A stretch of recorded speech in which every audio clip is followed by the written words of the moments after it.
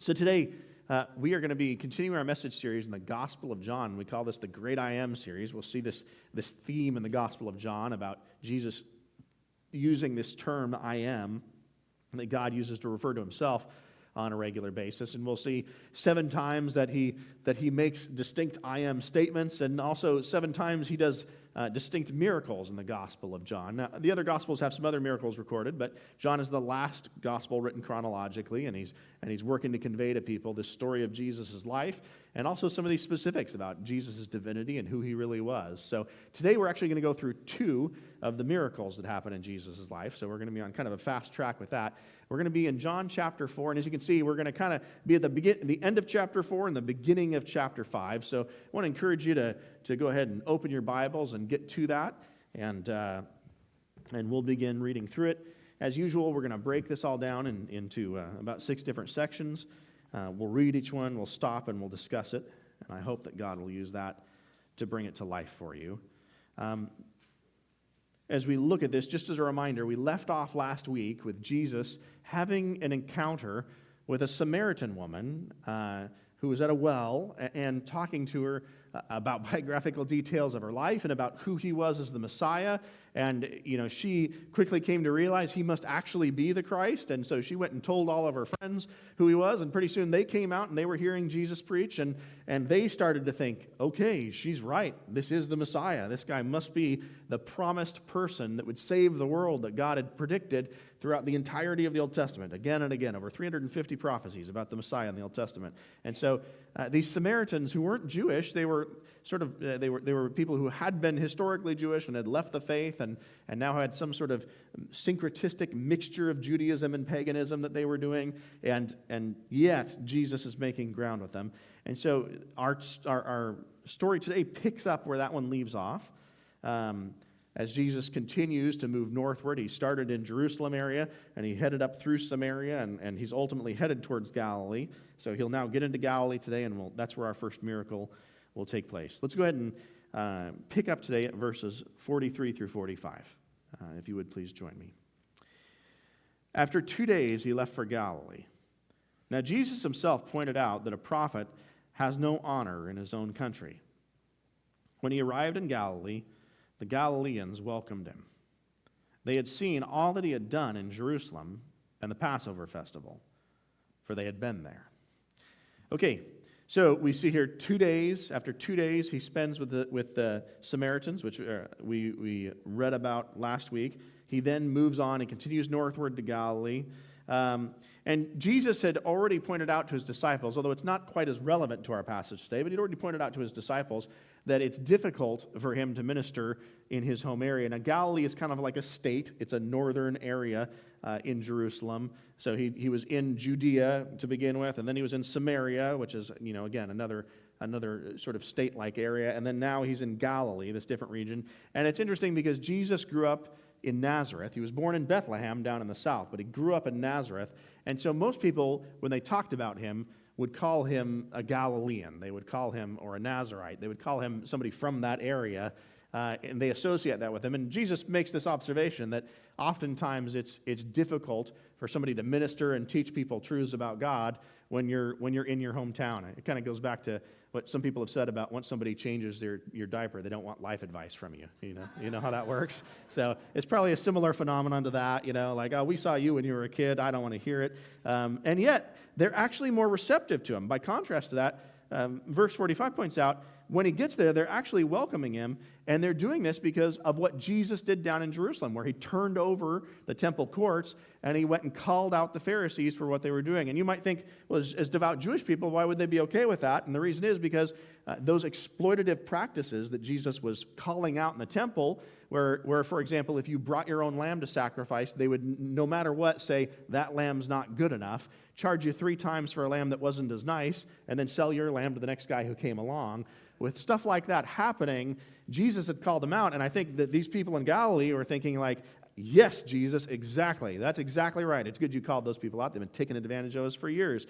So he has some level of support as he gets there, but now he's in the area, so there's for the first time a little bit of excitement counteracting that skepticism. We'll see what happens next. So continuing on with verse 46. It says, "Once more he visited Cana in Galilee, where he had turned water into wine. And there was a certain royal official whose son lay sick in Capernaum. When this man heard that Jesus had arrived in Galilee from Judea, he went to him and begged him to come and heal his son, who was close to death. 'Unless you people see signs and wonders,' Jesus told him, 'you will never believe.'" Okay, so again, going back to 46, we see here Jesus is heading into Galilee, and he's heading further north and a little bit around the Sea of Galilee to a location called Cana. And here John notes Cana is the town where Jesus had actually done his first miracle, where he turned water into wine at the wedding feast and bailed out the family of the groom who were responsible for providing for this feast, and yet had run out of the refreshments they were supposed to supply. And so we're making this connection with the first miracle. We're about to see Jesus' second one. And we see that there was a certain royal official. Now that's an interesting term. It's kind of a weird way to say it in English, but in the Greek, it's a variation of a word for a political leader that you don't see elsewhere in the Bible. It's an unusual term. And so it leaves us with this question of who is this person? It's obviously somebody connected with the government because they're a royal official, so they work for a king. What's interesting is we look outside the Bible and we look for the use of this word. We find that Josephus, a Jewish-born Roman historian of this era, he uses this word over 60 times. And every single time he uses it to refer to a centurion in the service of Herod Agrippa. And Herod Agrippa would be the king of this state at this point in time. He never uses the word to describe anybody else. So there's a good chance that we're actually talking about somebody who is a Roman centurion, who is serving at the behest of King Herod Agrippa, one of the sons of Herod the Great, who has one of these regions he rules.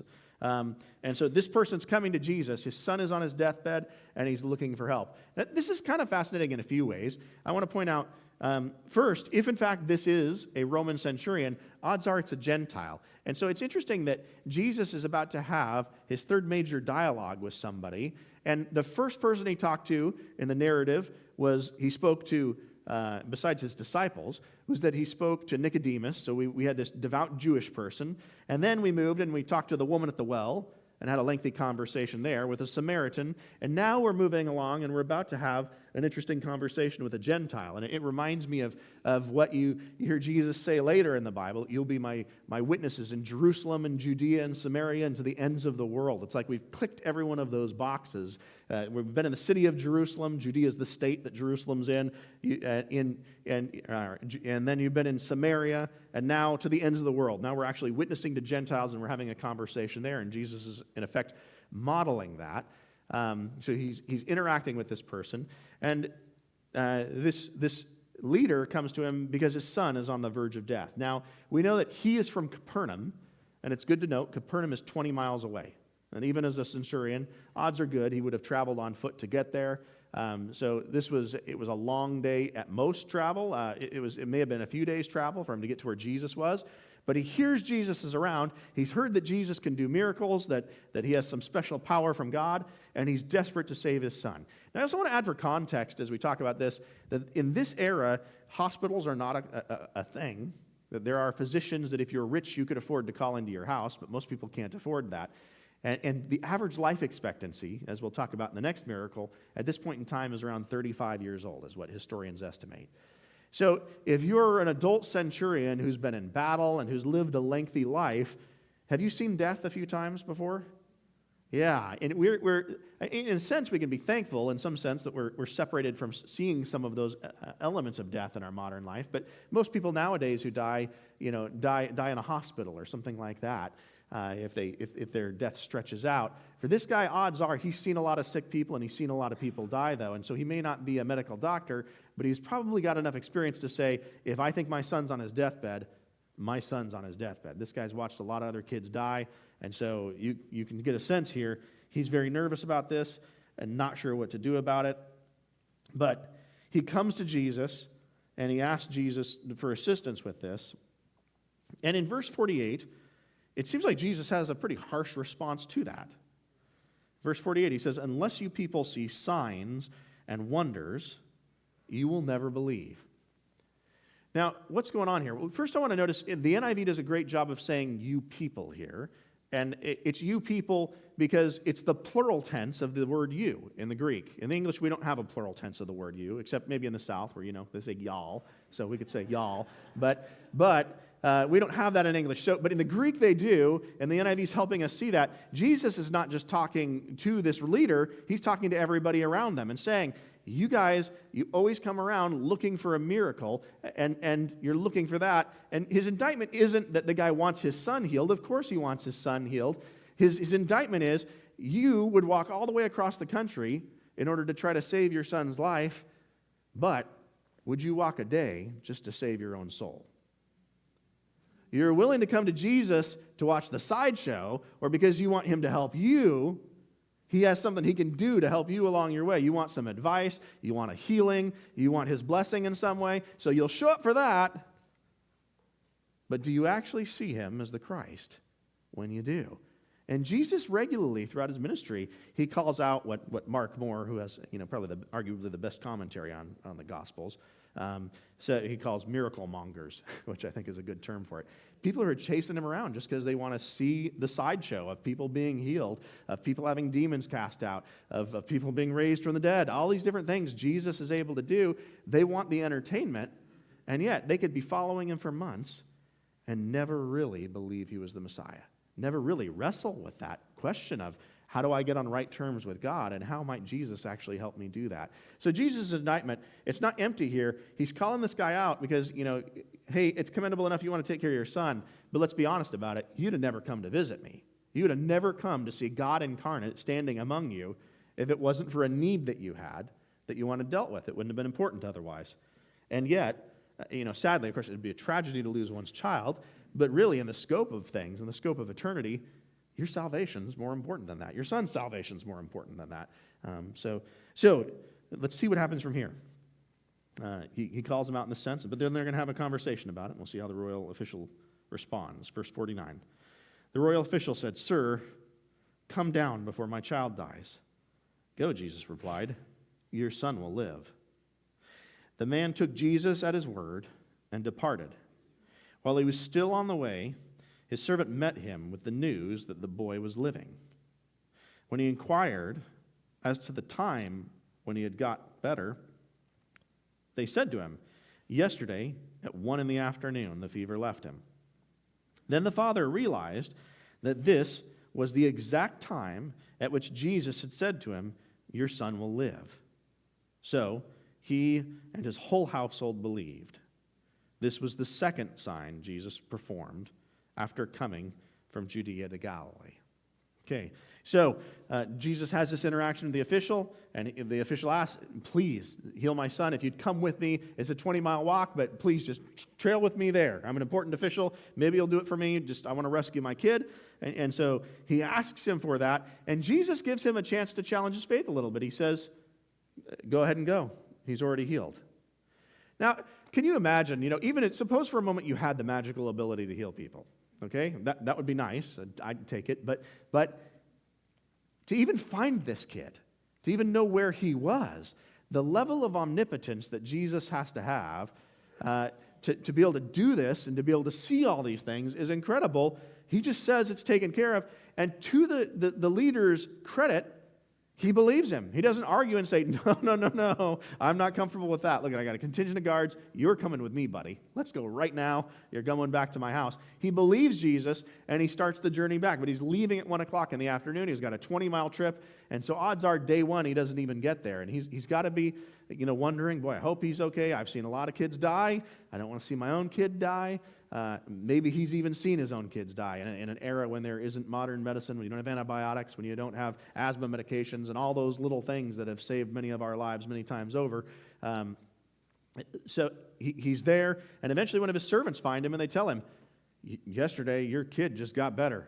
It was like a switch got thrown, and he's fine now." And that the master asks, "Okay, well, when did this happen?" And they zero in on the exact time. It was 1 o'clock in the afternoon, and he's able to look back and say, that was exactly when Jesus and I were talking about this. That's like the moment when Jesus said, "Your son will be better." And this is interesting, too, because there's always skeptics who try to dismiss the miracles of Jesus. And frankly, if you're trying to dismiss everything Jesus did as a miracle and explain it by natural causes, good luck. I mean, good luck. Find somebody who's been dead 3 days that can raise themselves from it.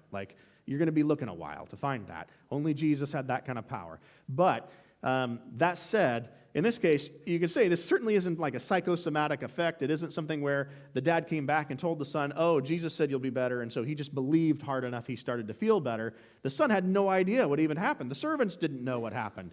So he has already found out his son has been saved from his health issue, has been miraculously healed.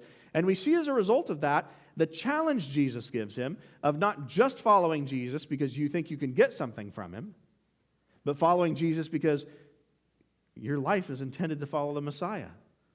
He gets that, and so not only he, but his whole household, when they hear what happens, all agree, okay, this Jesus guy is the Christ. He's the Messiah. We're with him. Whatever that guy says, we're on board. It's obvious he came from God, and God's working through him. So this second miracle occurs in that way. So let's continue on to chapter 5 now, and we're going to read the first part of chapter 5. Pastor Josh will finish it all out for us actually next week, but so chapter 5, verse 1.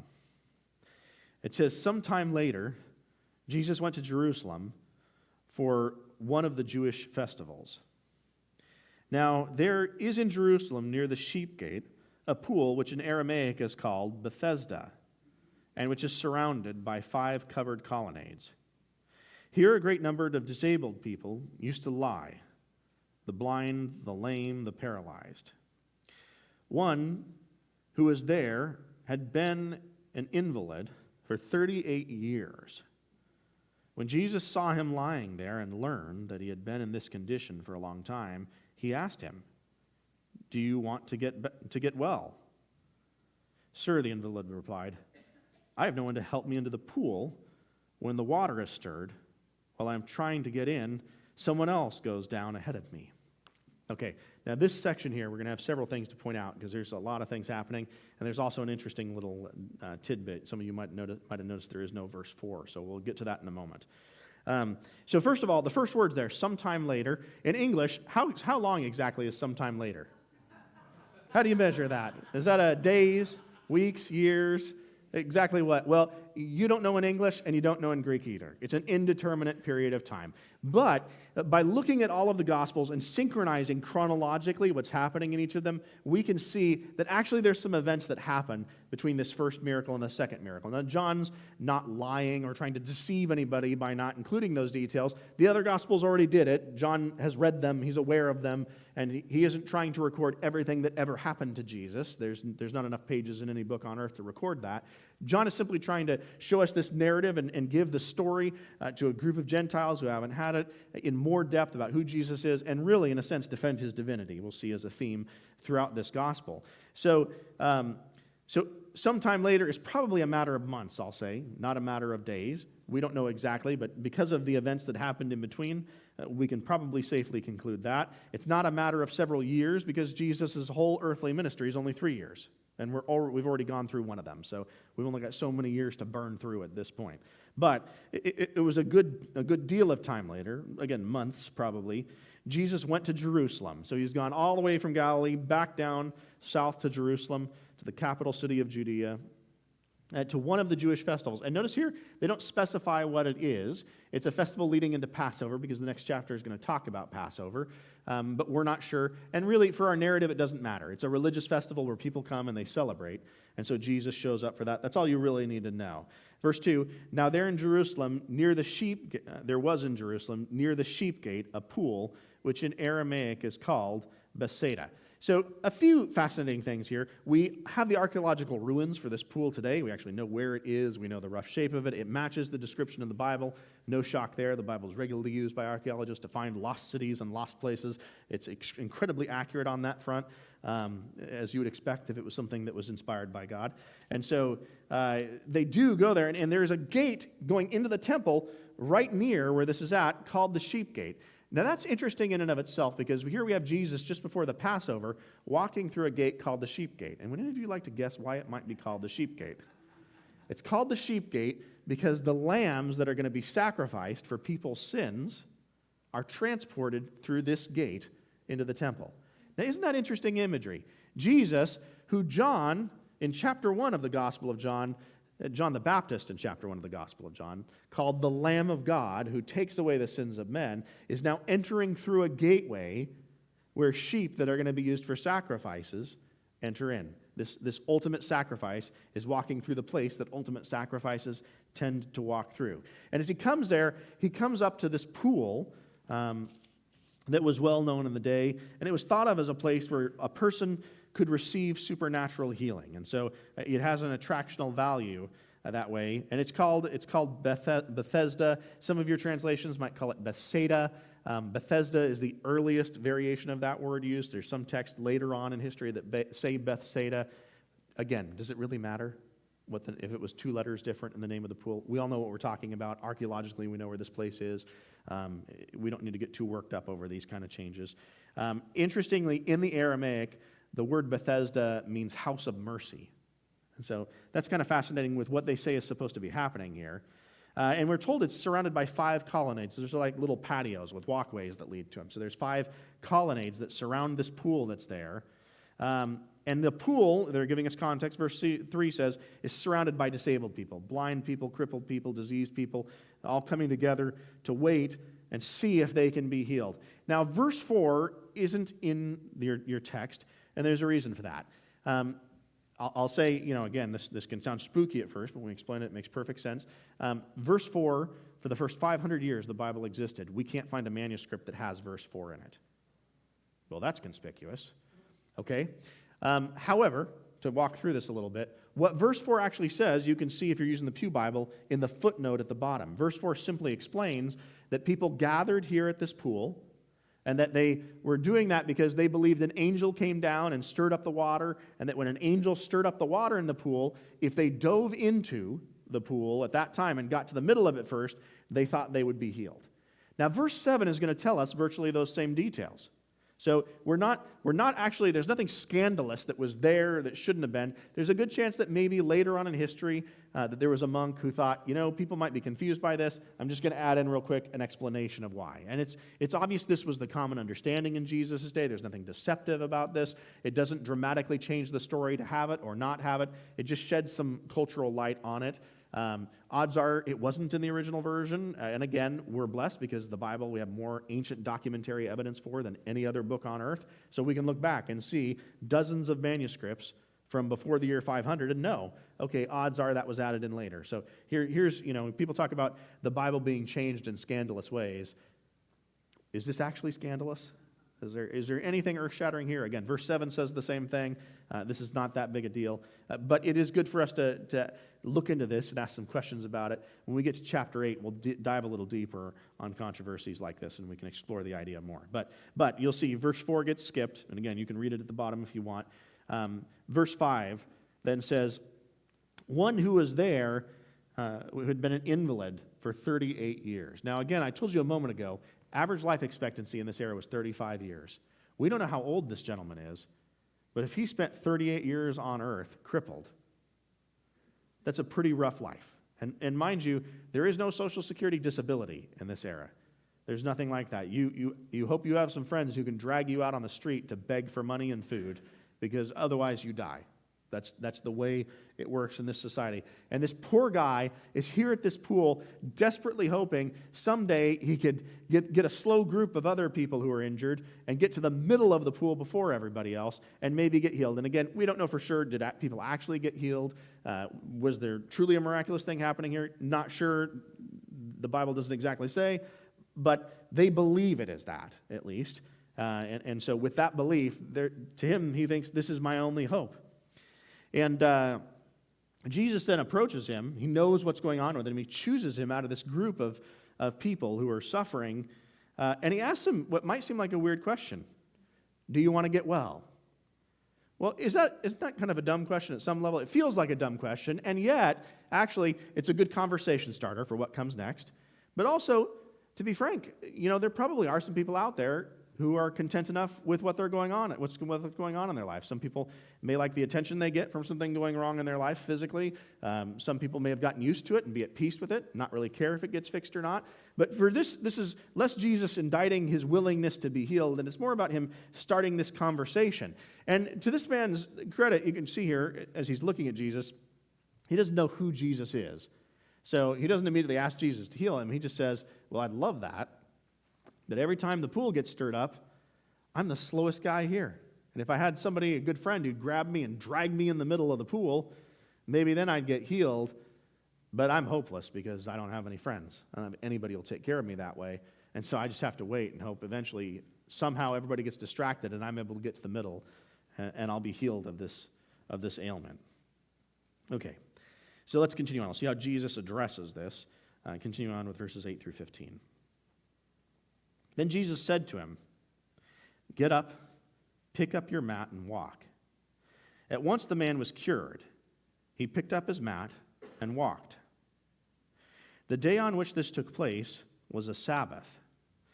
So the Jewish leaders said to the man who had been healed, "It is the Sabbath. The law forbids you to carry your mat." But he replied, "The man who made me well said, 'Pick up your mat and walk.'" So they asked him, "Who is this fellow who told you to pick up and walk?" The man who had been healed had no idea who it was, for Jesus had slipped away into the crowd that was there. Later, Jesus found him at the temple and said to him, "See, you are well again. Stop sinning, or something worse may happen to you." The man went away and told the Jewish leaders that it was Jesus that had made him well. This guy's in a tough spot. I know it feels like he's tattled on Jesus here in some level, but we've got to realize as we're talking through this, these people that he's interacting with, this is like sitting senators coming and demanding something from him. These are power brokers in his day. These are the ruling class of his society. They're the rulers of what's going on. Not only that, but they're the pastors too. And so there's a lot of weight that these people have. But again, we see Jesus, going back to verse 8, we see Jesus, rather than saying like, "Oh, I can drag you to the middle of the pool, no problem," Jesus instead just tells him, "Hey, get up, grab your mat, and take off." And that's exactly what he does. You can imagine, after 38 years of not using your legs, how shrimpy would they become? And yet, somehow, all of that is overcome. This man is restored, his strength comes back, and for the first time in memory, this guy is getting up, he grabs his mat, and he starts walking off, and probably just utterly in shock. Am I dreaming right now? Did that actually just happen? And Jesus, we hear, he slips away, so he can't ask any questions about it. But still, he's in this miraculous state. And what happens next, and some of you laughed at it, I appreciate that. It's sad. It's sad what these religious leaders do. We find out that this happened on the Sabbath, which is Saturday for the Jewish people. That was the day that they worshipped. Early Christians changed that to Sunday, but in part, they weren't as welcome in the synagogue, and so it was a convenient time for them to meet. A lot of times they had to meet in secret too. But regardless, this is a Saturday, and then when it's happening, according to Jewish law, the Sabbath was a day you were supposed to rest. Now, the Jewish law is really clear about that. The interesting part is they say it's the Sabbath, the law forbids you to carry a mat. They're just calling out this guy. They have no idea he just got healed. They're just calling him out because he's carrying around his mat. And there's nowhere you're going to find in the Old Testament where it says it's against the rules to carry around a bed mat on a Sunday. But what happened is the Pharisees, because the Bible said you were not allowed to carry heavy burdens, well, it does say that. Well, is a bed mat a heavy burden? And frankly, what's heavy to you might not be heavy to me. Where do we draw that line? Well, the Pharisees, rather than trying to just use some general judgment for it, they laid out a very specific list of oral laws that they had that they enforced on everybody else. They're calling him out for violating the Sabbath, but actually, by the letter of the law, he really hasn't. But by the code they made up themselves, he has. They were really clear. What we decided the Bible says is this. Are there people who use the Bible that way today? Yeah, that's interesting. They can put a spin on it really quick and get it exactly where they want it. And that's what's going on here. And notice his response to that. In verse 11, he says, but he replied, "The man who made me well said, 'Pick up your mat and walk.'" Now, notice that in response to that, they don't say, wait a minute, who made you well? Were you disabled or something? What happened? What was the healing that happened here? They have zero questions about the actual miracle. If you had a loved one who came to you who'd been in a wheelchair their whole life, and suddenly they came up walking on 2 feet like they were 18 years old and perfectly healthy, would you have some questions maybe? But they don't have any of those questions. They're ignoring that. They're hyper-focused on, okay, tell us who this lawbreaker is who told you you could carry a mat on the Sabbath, because when we find this guy, we're going to straighten him out. We'll let him know how this works. You can't be carrying stuff like that on the Sabbath. And as we'll see in a little bit, they also don't want him healing people on the Sabbath. And so that's just another component of it. You broke the rules by doing that. And so we see the man explains, I have no idea who he was. He just disappeared after we saw each other. He'd slipped away into the crowd. And yet later, we don't know exactly how long later, but at a later time, he goes into the temple. We can imagine probably to give praise to God for what God did. Interestingly, as a disabled person, he wasn't actually allowed in the temple prior to this by the Pharisees' code. And so this could be the first time in his adult life he's even been in the temple. But he goes in there, and who is meeting him except, Jesus himself? And so he sees Jesus again, and Jesus comments that, it's great that he is doing better, that he's healed. And yet, Jesus has this kind of odd remark, he says. Verse 14, it says, partway into the verse, it says, "See, you are well again." He confirms he's well. "Stop sinning, or something worse may happen to you." And after that, he went away and told the Jewish leaders. Now, what's up with that phrase, "stop sinning or something worse may happen to you"? Well, it's possible that this man originally became disabled due to some sin in his life. That's possible. Maybe he got drunk and jumped off a bridge or something, and that's why his back was broken. We don't know. Although more likely what's going on here is not that necessarily his sin caused the injury. And again, in our lives too, our sin, it could cause an injury to us. But it's also possible we've just suffered a misfortune. Sometimes just bad things happen to good people. That can happen. Life has those situations. I think more what Jesus is getting at here is, as happy as you are to now have your physical function back, remember how destructive your sin can actually be. Stop engaging in that so you can save yourself from even more pain. If it was painful to be crippled, imagine how much pain you can inflict if you go live a life of sin afterwards. And if you think about that for a moment, look at your own life for a moment, or the lives of those around you. Have you seen people who let sin come into their life, who inflicted some terrible wounds on their own hearts, on their own souls, on those around them? It can be terrible, right? Somebody gets lost in something like substance abuse. I mean, that unravels you, that scars you for life. It's hard to ever get out of that when you get sucked into it. If you start lying in your relationships, if you start behaving in an abusive way, if you become a narcissist who only thinks about yourself, what are the consequences to those kind of things? Not to mention things that can happen from issues like drunk driving or other issues like that. There's all kinds of ways that sin can come in your life, and if you allow it to have a foothold, and if you don't try to fight that off, it can destroy you. It can ruin the pleasure that you have in your life. It can unravel the most rewarding relationships you have. It can come and put a burden on your heart where you may be forgiven by Jesus, but you have a hard time forgiving yourself. All kinds of wounds we inflict on ourselves because of our sin. And Jesus is warning this guy, hey, take your sin seriously, because you have this new freedom physically, but spiritually, you need to keep your freedom as well. Keep track of that. Don't destroy yourself that way. So the guy goes back and reports this to the Pharisees. Again, we might think, why did he do that? He betrayed Jesus. He shouldn't have done it. And that's true on the one hand, but on the other hand, again, the power dynamic here, this guy was a beggar less than a day ago. Hopeless beggar. And so for him to go to the most powerful people in his country and thumb his nose at them and say, I'm not going to tell you a thing, that's a hard thing to ask him to do with the power dynamics going on there. And frankly, I think there's a good argument to be made. Jesus chose this guy in part because he had compassion for his illness, but also in part because he knew this confrontation would happen and needed to happen. Part of the purpose in healing this guy is to be able to address a deeper issue going on, not with him, but with the Pharisees. They have a different kind of brokenness in their life. It's a spiritual one, not a physical one. All right, so let's read the conclusion of this chapter, or of this section. Verse 16. So because Jesus was doing these things on the Sabbath, the Jewish leaders began to persecute him. In his defense, Jesus said to them, My Father is always at his work, to this very day, and I too am working. For this reason, they tried all the more to kill him. Not only was he breaking the Sabbath, but he was even calling God his own Father, making himself equal to God.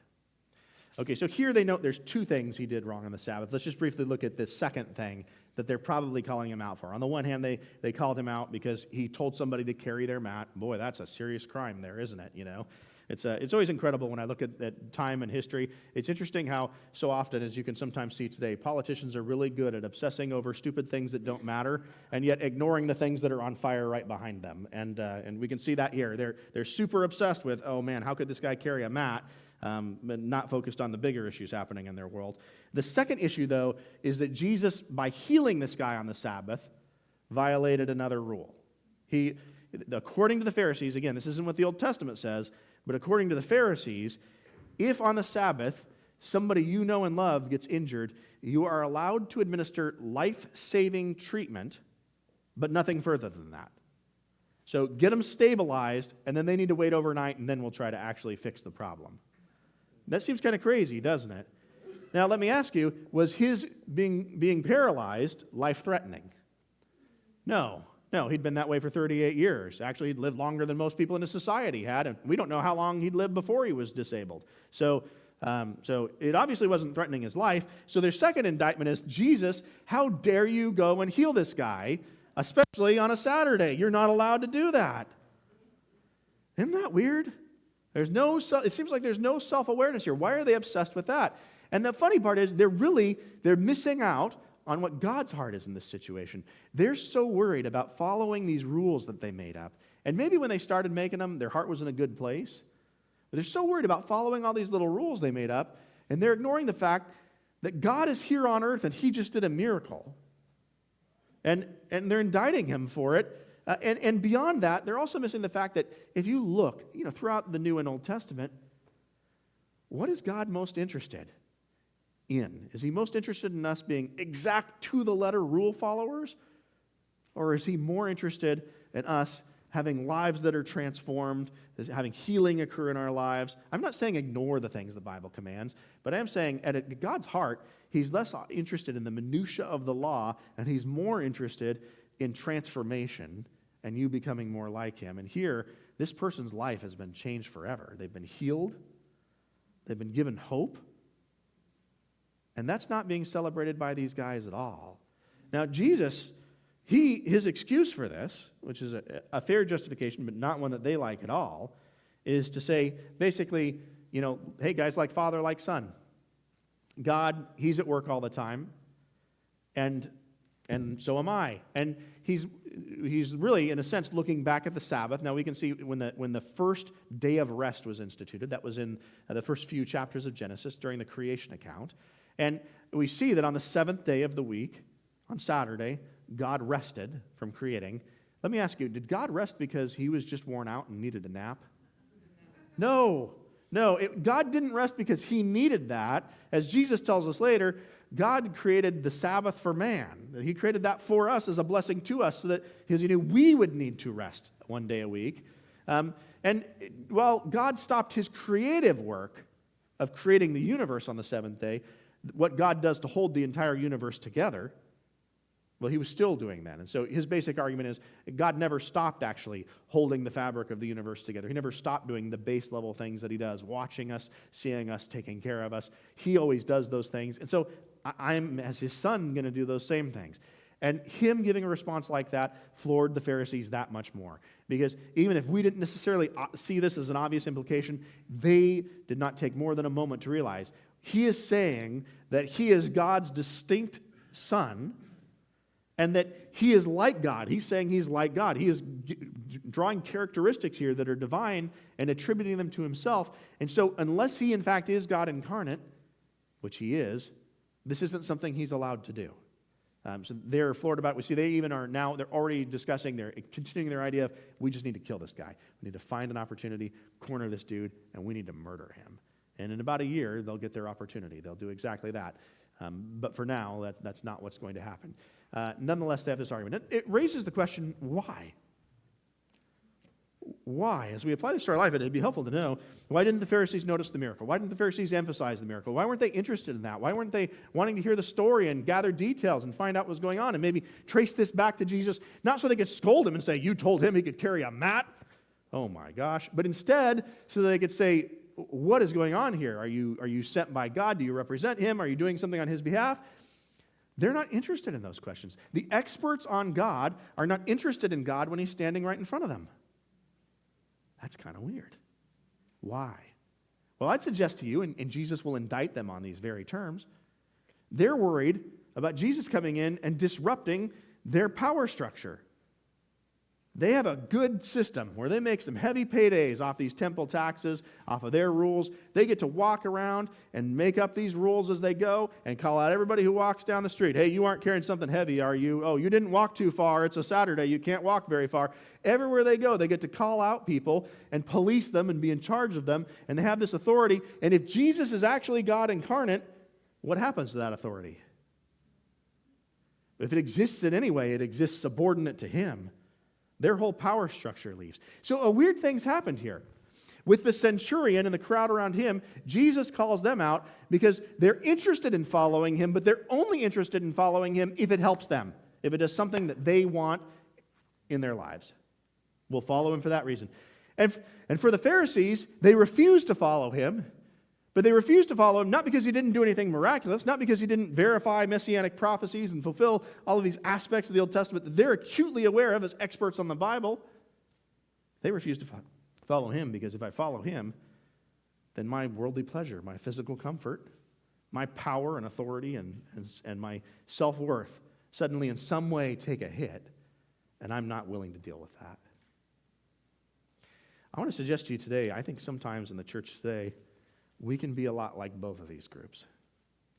We can get really self-interested in what's best for us. We're willing to come to Jesus and be here on a Sunday, especially if it means God fixes something for us. And, if you have brokenness in your life and you're wanting Jesus to fix it, it's good you want him to fix it. You should. And by the way, he's more than powerful enough to do that. Now, I'm not saying he'll miraculously heal any ailment you have, but your spiritual ills, he'll take care of. He'll transform you on a fundamental level. But that said, that's not really the reason to follow him. And what both of these people are missing out on is actually one of the deepest aspects of human existence. You are given an invitation by God who created the earth to come and to live in his presence. You're given an opportunity to come and not be seen in your brokenness and your sin, but instead be seen as somebody who's made whole through Jesus. Because you can stand there and focus on your own stuff and just worry about that if you want to. You'll lose sight of it.